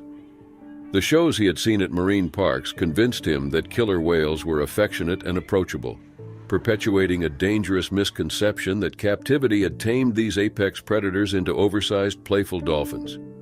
On the night of July 5, 1999, Daniel managed to stay hidden inside SeaWorld Orlando after the park closed. Evading the security measures and overnight staff, he made his way to G-Pool, the large tank where Tilikum, a 12,000-pound male orca, was kept. Sometime before dawn, Daniel changed into his swim trunks, neatly folded his clothes by the pool, leaving behind his ID and a hand-rolled cigarette, and entered the water with Tilikum. Whether he intended to swim alongside the whale or simply sit near him remains unknown, but the outcome was catastrophic. By the time the sun rose, Daniel's lifeless, naked body was discovered draped across Tilikum's back as the whale calmly swam in circles. The first to notice Daniel's body was SeaWorld employee Michael Doherty, who arrived around 7 a.m. to begin his shift. He observed the corpse lying across Tilikum's back, already stiff with rigor mortis and discolored from lividity, indicating Daniel had been dead for several hours. Emergency responders were called immediately, but Daniel showed no signs of life. The Orange County Sheriff's Office report detailed multiple abrasions and lacerations on his body. An autopsy revealed his swim trunks had been torn apart, and his pubic region was seriously injured. Divers later retrieved human tissue, Daniel's scattered belongings, and his torn swimwear from different parts of the tank. SeaWorld quickly characterized Daniel as unstable, emphasizing his history of petty theft and odd behavior, while downplaying the role their shows might have played in fueling his delusions. His parents filed a wrongful death lawsuit against SeaWorld, arguing the park's romanticized portrayal of orcas misled visitors into believing the animals were harmless companions. They pointed out that the 3-foot plexiglass barrier around Tilikum's tank was woefully inadequate, allowing someone determined enough to enter the pool. The lawsuit, however, was ultimately dropped. Animal welfare advocates, including those featured in the documentary Blackfish, argued that Daniel's death exposed not only his personal tragedy, but also the consequences of keeping highly intelligent, powerful animals confined in small tanks, where boredom and frustration can lead to unpredictable aggression. Even more, Tilikum was an especially dangerous animal, having become unnaturally aggressive during his captivity. Of the 4 recorded fatal attacks by orcas in captivity, Tilikum was involved in 3. Daniel's story became a haunting example of how dangerous illusions about captive wildlife can end in horror. His death, ruled an accidental drowning, was Tilikum's second fatal encounter with a human, underlining the perils both for people and animals in captivity. This sad case revealed the gap between the myth of friendly marine mammals and the reality of their nature. It was an avoidable death born from a tragic delusion. Daniel believed he had a spiritual connection with an orca, yet it cost him his life and left behind painful questions about human ignorance and the ethics of marine captivity. 53-year-old Sanjay Kapoor was a respected billionaire businessman, chairman of the global automotive giant Sona Comstar, and a prominent fixture on Britain's elite polo circuit, where he counted Prince William among his friends. Known for his charisma and generosity, Sanjay was admired both in India and abroad for his leadership and efforts to make polo more inclusive. But on June 12, 2025, Sanjay met a terrible, puzzling fate. Earlier that day, the billionaire had expressed condolences online for victims of a devastating plane crash, a reminder of his compassion and engagement with the world around him. His vibrant life ended in a shockingly unexpected and bizarre accident that highlighted life's fragility. Born in India and educated at the University of Buckingham, Sanjay was heir to Sona Comstar, founded by his father in 1987, and helped build it into a global player in automotive components, particularly for electric vehicles. He served as president of the Automotive Component Manufacturers Association of India and co-chaired the Confederation of Indian Industries Manufacturing Council. Personally, he was known for his love of polo, which he played passionately, often with members of the British royal family. His social life bridged India's business elite and Britain's aristocracy. Married first to Bollywood star Karisma Kapoor, with whom he had 2 children, Sanjay later married entrepreneur Priya Sachdev, with whom he shared a young son, Azarias. Those close to him described him as someone who welcomed everyone equally, regardless of status, making him a beloved figure among friends, colleagues, and polo staff alike. On the afternoon of June 12th, Sanjay took to the field at Guards Polo Club in Windsor for the semi-final of the Cartier Queen's Cup, one of the sport's most prestigious events. The match, featuring his team Aureus against the Sujan Indian Tigers, began at 3 p.m. on Smith's Lawn, a ground steeped in royal tradition. Guards Polo Club, founded with Prince Philip as its first president and currently presided over by King Charles, is renowned as the most prestigious polo club in the world. With its royal connections and rigorous standards, It seemed an unlikely setting for a fatal accident unrelated to the dangers of the sport itself. But during the game, tragedy struck in the most improbable way. Sanjay reportedly swallowed a bee that entered his mouth while riding at speed. The insect stung him inside his mouth, triggering an anaphylactic reaction. This severe allergic response caused his airways to swell rapidly, blocking his breathing and sending his body into shock. In moments, Sanjay collapsed on the field, leaving teammates and spectators horrified. Despite immediate attempts to revive him, the reaction escalated quickly, resulting in a fatal heart attack before he could receive advanced medical care. Witnesses described how he had seemed joyful and full of life just moments earlier, making the suddenness of his collapse even more shocking. The aftermath of Sanjay's death reverberated across the polo world and beyond. The Guards Polo Club issued a statement expressing deep condolences to his wife Priya, his children, and the wider Kapoor family, acknowledging the profound shock felt by directors, members, and friends. The Hurlingham Polo Association confirmed the incident had occurred during the match, but clarified it was not related to the physical demands of the sport itself. Ashoka University in New Delhi and the Doon School, Sanjay's alma mater, both released heartfelt tributes, remembering him as a visionary businessman and passionate sportsman whose legacy would endure. His company, Sana Comstar, mourned the sudden loss of a leader who had shaped its identity with passion and insight. This tragedy showed the random, devastating risks posed by severe allergies, even to those in prime health and peak fitness. Sanjay's senseless death from a bee sting during a routine game in one of the world's safest, most exclusive environments highlighted how life's smallest hazards can become catastrophes. For many, his passing was a sobering reminder of how quickly everything can change, turning a day of camaraderie and competition into a day marked by sorrow and disbelief. It was January 7, 2015, in Stretford, Greater Manchester. 16-year-old Joshua Harrison Jones had just spent the day shopping with his grandmother. He came home happy and was looking forward to visiting universities that summer.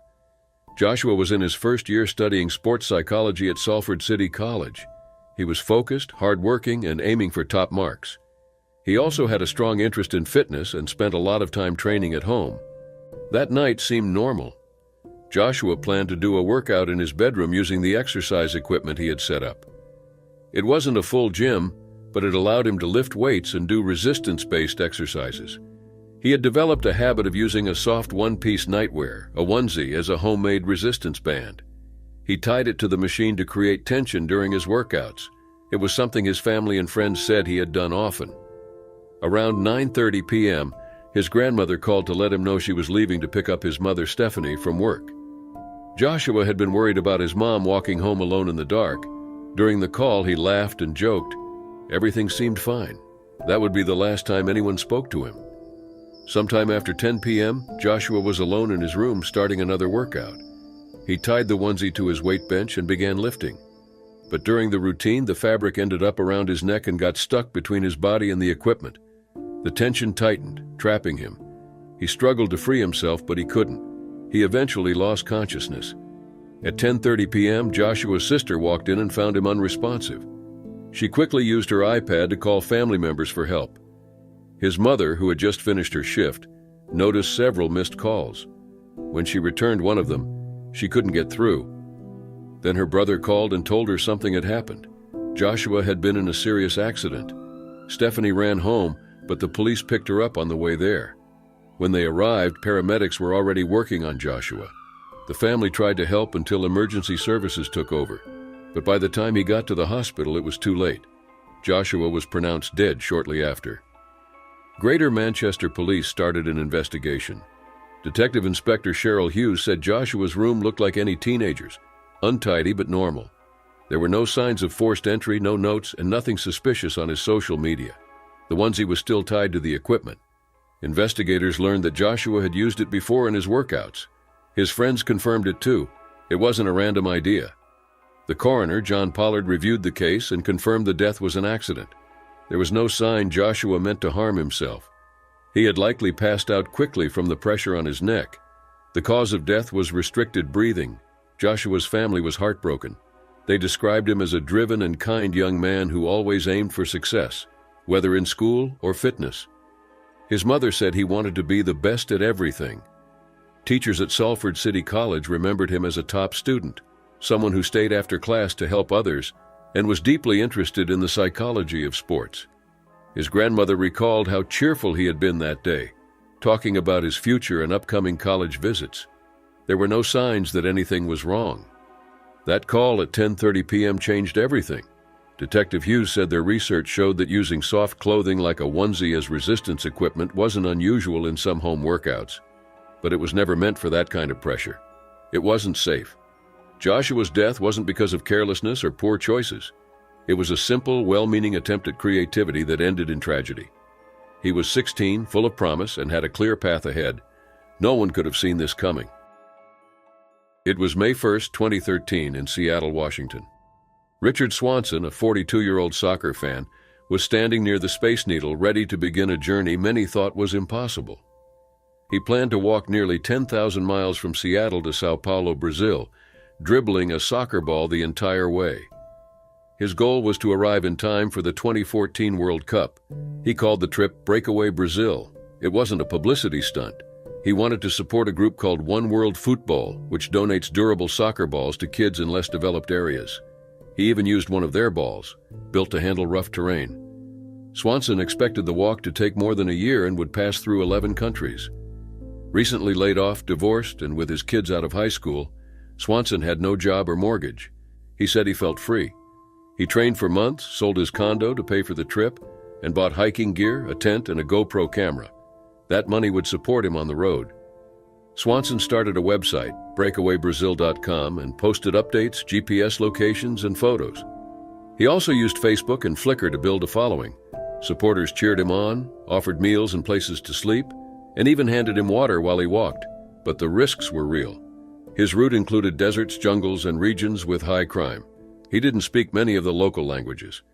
A writer later said his chances of finishing the trip were slim and that he needed more luck than anyone could expect. 2 days after leaving Seattle, he stayed with someone in Steilacoom who let him crash for the night. He realized his backpack was too heavy and left some gear behind, including his laptop. From then on, he used his phone to post updates. On day 3, a state trooper stopped him for walking along Interstate 5, which is illegal and dangerous. Still, he kept going. He spent 2 nights with his son, then crossed into Oregon on May 10th. He told reporters that he planned to stick mostly to smaller roads and trails, doing his best to avoid highways. He joked that there were a lot of cars and he would try not to get run over, a remark that would later seem haunting. By May 8th, a local paper in Longview, Washington, wrote about how he stayed on safe roads and only dribbled when it was safe. He walked about 24 to 26 miles a day but was in pain, especially in his feet. He switched from shoes to sandals. On May 13th, the day before his death, a Lincoln City newspaper interviewed him. He was walking in the rain, guiding the ball carefully. He stayed the night, relaxed in a hot tub, had a big breakfast, and uploaded a final video on the beach. On the morning of May 14th, around 10 a.m., he left Lincoln City, heading south along Route 101. He hoped to reach Newport and then Bandon, where friends were planning a surprise birthday party. But he never arrived. Shortly after leaving town, he was hit from behind by a pickup truck while walking along the southbound shoulder, on the same side as traffic. He was taken to a hospital but didn't survive. Police later said he had been walking on the wrong side of the road for pedestrians. His soccer ball was found nearby, but they believed he wasn't dribbling at the time. The driver, a 52-year-old man, stayed at the scene. He had a record of traffic offenses, including speeding and giving false information to police. His license had even been suspended before. News of Swanson's death spread quickly, and his Facebook following grew from 400 to 8,000 in hours. Some people praised him. Others criticized his decision to make such a risky trip. Still, friends said he found something meaningful in those last 2 weeks. A woman recalled how he once walked miles to attend her son's soccer game just to show support. His son later wrote, "He died doing what he loved."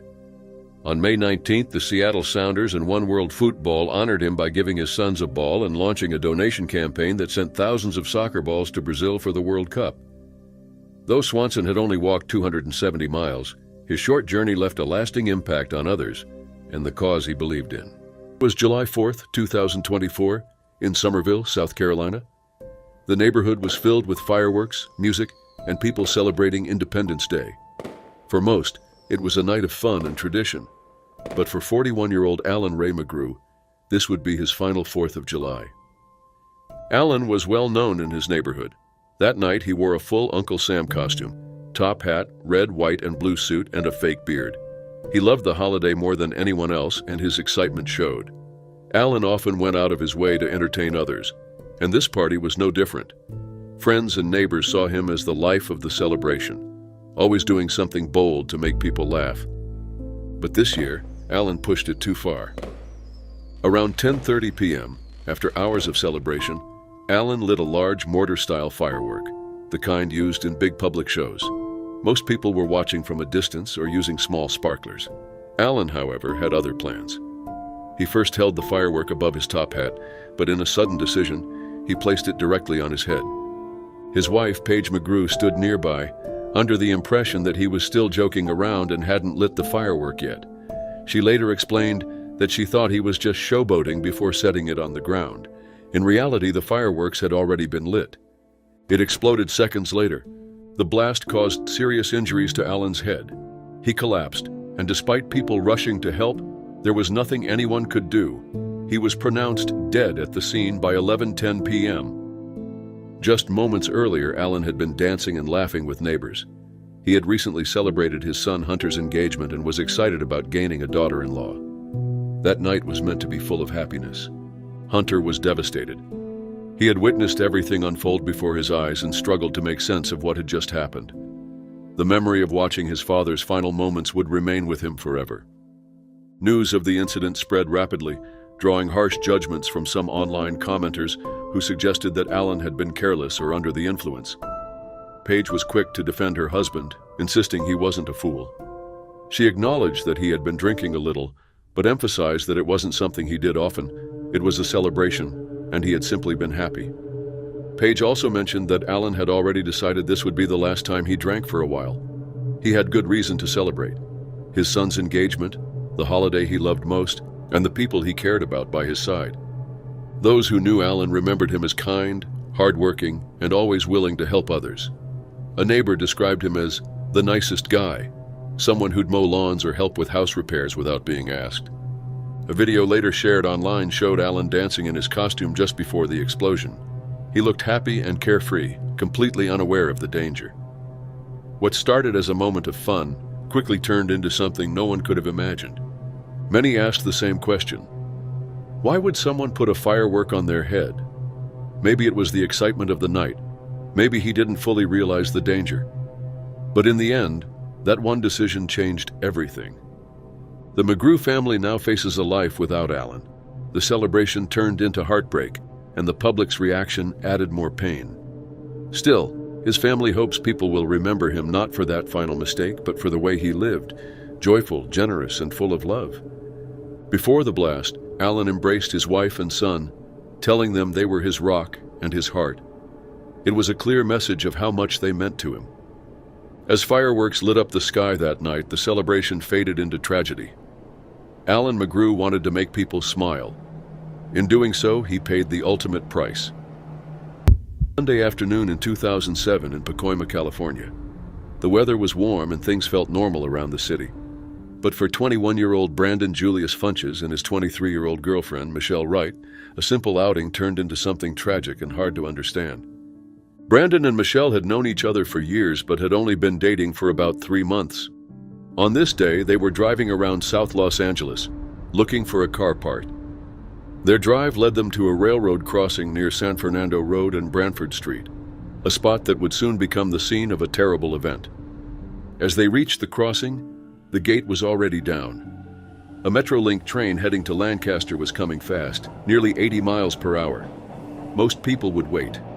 But instead of stopping, Brandon drove around 2 cars waiting at the crossing. He then parked his Dodge Magnum directly on the tracks, placing the passenger side, where Michelle sat, facing the oncoming train. Several people nearby saw it happen. Witnesses said the couple had been arguing loudly inside the car. Some said Brandon may have jumped out just before impact, while others believed he was thrown from the car when the train hit. The 450-ton train crashed into the car with such force that metal and debris flew across the area. Some of that debris struck Brandon, causing fatal injuries. Michelle survived but was badly hurt, with cuts and a concussion.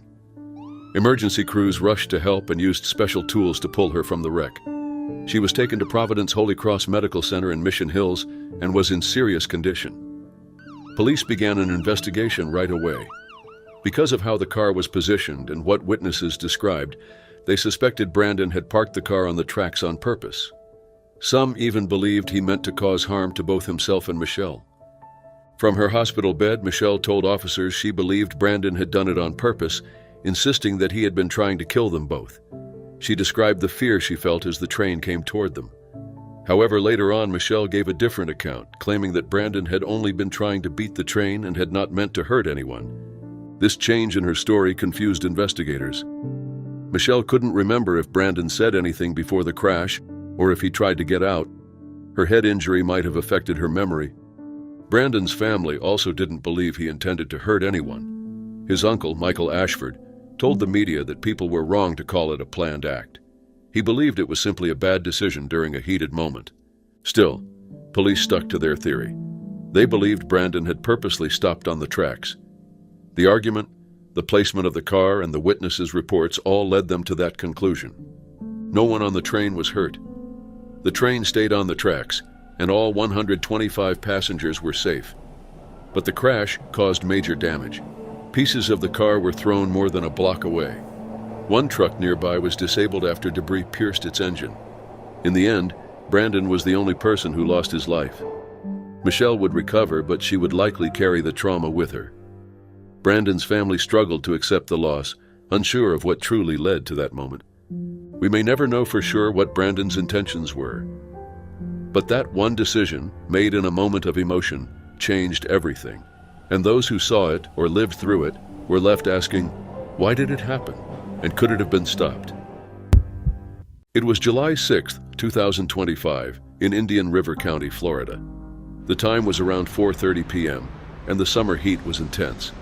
Traffic on Interstate 95 was heavy as many people were traveling for the 4th of July weekend.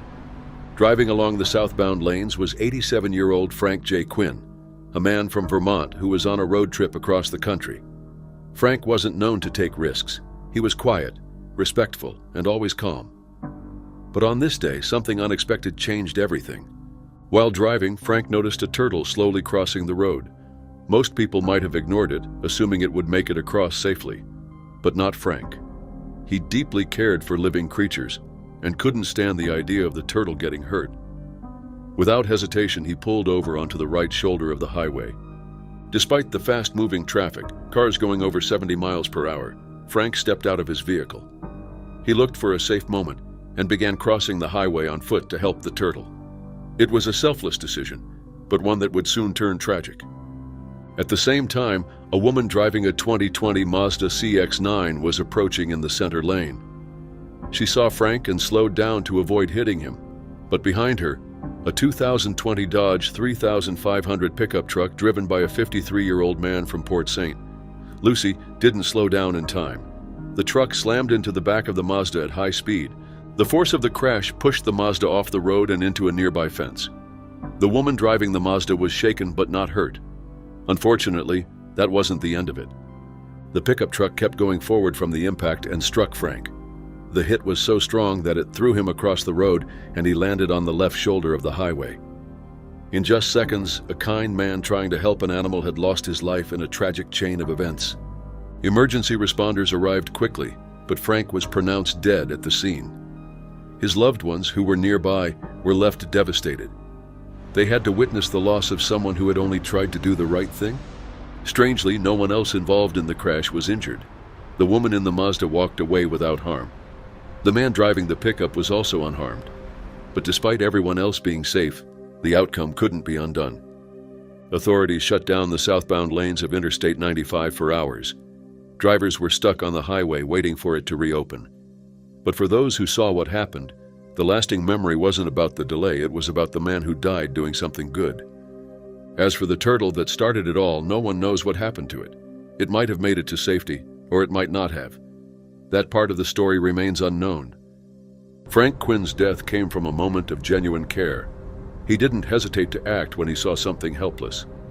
And even though it ended in tragedy, it showed just how far someone might go to protect a life.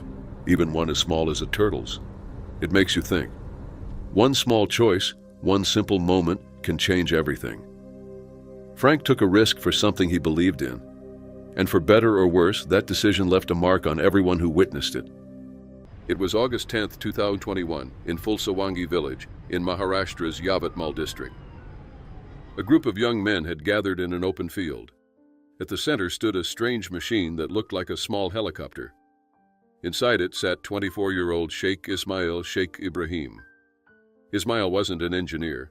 He had dropped out after 8th grade and worked in his older brother Musavir's gas welding shop. There he learned to build metal items like cupboards and coolers. But Ismail had bigger plans. He wanted to build a real working helicopter and do it all by himself. 2 years earlier, he started creating a single-seater helicopter he named the Muna helicopter after his own nickname. Inspired by the character Rancho from the movie Three Idiots, he believed he could achieve something great. He had no training, so he taught himself using YouTube videos on helicopter mechanics and DIY builds. Piece by piece, he used scrap metal, steel pipes, and the engine of a Maruti 800 car to build his flying machine. Ismail's dream wasn't about internet fame. He wanted to reveal the helicopter on August 15th, India's Independence Day. He also hoped to someday build low-cost helicopters for rescue efforts during floods, but before any of that could happen, he needed one final test. That night, a few friends gathered to watch the test flight. Some began filming. The helicopter looked fragile but complete. Ismail got in the seat, but strangely wasn't wearing his helmet or headphones, gear he usually never skipped. No one knows why he left them off. He started the engine. The machine came to life. The main rotor spun, followed by the tail rotor. Everything looked normal. In earlier tests, it had lifted about 5 feet off the ground. That's what everyone hoped for again. Then, something went wrong. The tail rotor assembly broke off from the machine. It struck the main rotor, sending metal shards flying. One large piece smashed through the windshield and hit Ismail in the head. He collapsed immediately. His friends, frozen in shock, dropped their phones and rushed to him.